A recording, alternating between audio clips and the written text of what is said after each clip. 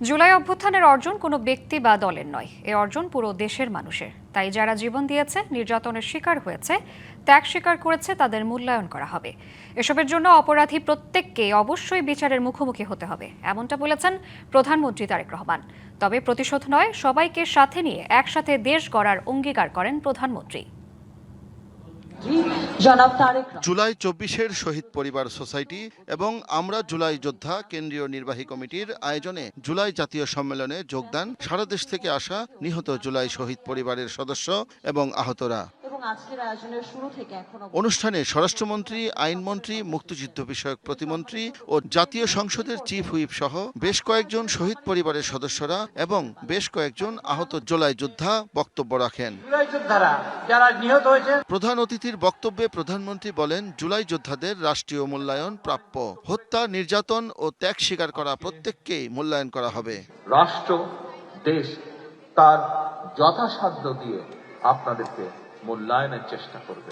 5ই August যে অর্জন আমরা করেছি, এই অর্জন কোনো একক ব্যক্তি, কোনো একক রাজনৈতিক দলের অর্জন নয়, বরং এই অর্জন দল মত নির্বিশেষে বাংলাদেশের প্রত্যেকটি গণতন্ত্রকামী, প্রত্যেকটি শান্তিপ্রিয় মানুষের এটি অর্জন।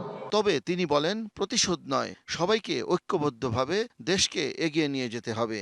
আমরা যাদেরকে হারিয়েছি, আপনারা যারা কষ্টে শিকার ভোগ করেছেন, যন্ত্রণা শিকার ভোগ করছেন, প্রত্যেকেই আমাদের লক্ষ্য ছিল, প্রত্যেকেরই লক্ষ্য ছিল এই দেশ, এই দেশের মানুষ, এই দেশের মানুষ, এই দেশের মাটি। অর্থাৎ মানুষের ভাগ্যের পরিবর্তন, দেশের ভাগ্যের পরিবর্তন। আজ আমাদের হাতে সেই সুযোগটি এসেছে। নগদ নিয়ে এলো হার না মানা হার অফার। সর্বনিম্ন 10,000 টাকা রেমিটেন্স নগদে পাঠালে থাকছে স্বর্ণের হার জেতার সুযোগ। জুলাই আন্দোলনে 2,000 মানুষকে হত্যা ও 17 বছরে বিএনপির 60 লাখ নেতাকর্মীর বিরুদ্ধে মিথ্যা মামলা হয়েছিল উল্লেখ করে প্রধানমন্ত্রী বলেন, অবশ্যই সব অন্যায়ের বিচার হবে, তবে বিচারের নামে কোনো অবিচার হবে না। আপনাদের আত্মত্যাগকে যেরকম মূল্যায়ন করবে, আপনাদের বিরুদ্ধে যে অন্যায় হয়েছে, আপনাদের বিরুদ্ধে যে অন্যায় হয়েছে, যেভাবে আপনার আপনজনকে হত্যা করা হয়েছে, অবশ্যই তার জন্য যারা দায়ী তাদেরও বিচার হবে এই দেশের আইন অনুযায়ী। আমাদের প্রতি স্বৈরাচার যেমন, বাংলাদেশের লক্ষ কোটি মানুষের প্রতি স্বৈরাচার যেমন অবিচার করেছিল, আমরা বিচারের নামে কারো প্রতি যেন অবিচার না হয়, সেই বিষয়টিতেও আমাদের সচেতন থাকতে হবে।